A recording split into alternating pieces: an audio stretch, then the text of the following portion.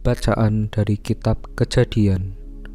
Doa syafaat Abraham untuk Sodom. Lalu berangkatlah orang-orang itu dari situ dan memandang ke arah Sodom, dan Abraham berjalan bersama-sama dengan mereka untuk mengantarkan mereka. Berpikirlah Tuhan, apakah aku akan menyembunyikan kepada Abraham apa yang hendak kulakukan ini? Bukankah sesungguhnya Abraham akan menjadi bangsa yang besar serta berkuasa, dan oleh dia segala bangsa di atas bumi akan mendapat berkat?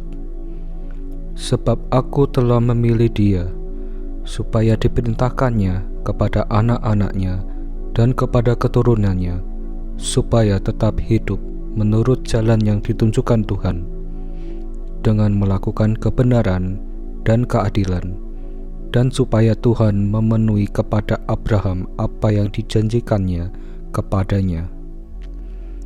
Sesudah itu berfirmanlah Tuhan, sesungguhnya banyak keluh kesah orang tentang Sodom dan Gomora, dan sesungguhnya sangat berat dosanya. Baiklah aku turun untuk melihat apakah benar-benar mereka telah berkelakuan seperti keluh kesah orang yang telah sampai kepadaku atau tidak. Aku hendak mengetahuinya. Lalu berpalinglah orang-orang itu dari situ dan berjalan ke Sodom. Tetapi Abraham masih tetap berdiri di hadapan Tuhan. Abraham datang mendekat dan berkata, apakah engkau akan melenyapkan orang benar bersama-sama dengan orang fasik? Bagaimana sekiranya ada 50 orang benar dalam kota itu? Apakah engkau akan melenyapkan tempat itu, dan tidakkah engkau mengampuninya karena ke-50 orang benar yang ada di dalamnya itu? Jauhlah kiranya daripadamu untuk berbuat demikian, membunuh orang benar bersama-sama dengan orang fasik, sehingga orang benar itu seolah-olah sama dengan orang fasik. Jauhlah kiranya yang demikian daripadamu. Masakan hakim segenap bumi tidak menghukum dengan adil? Tuhan berfirman, jika kudapati 50 orang benar dalam kota Sodom, aku akan mengampuni seluruh tempat itu karena mereka. Abraham menyaut, sesungguhnya aku telah memberanikan diri berkata kepada Tuhan, walaupun aku debu dan abu, sekiranya kurang 5 orang dari ke-50 orang benar itu, apakah engkau akan memusnahkan seluruh kota itu karena yang 5 itu? Firman-Nya, aku tidak memusnahkannya jika aku dapati 45 di sana.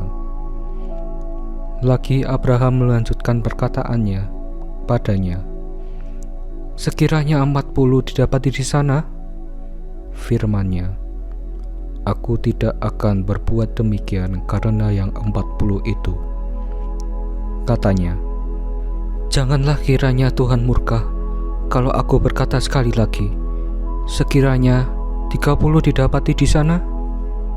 Firman-Nya, aku tidak akan berbuat demikian jika aku dapati 30 di sana.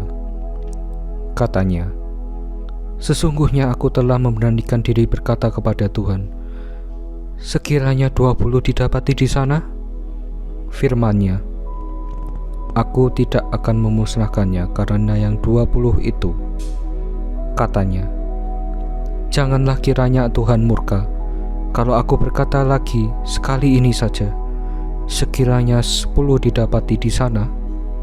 Firman-Nya, aku tidak akan memusnahkannya karena yang 10 itu.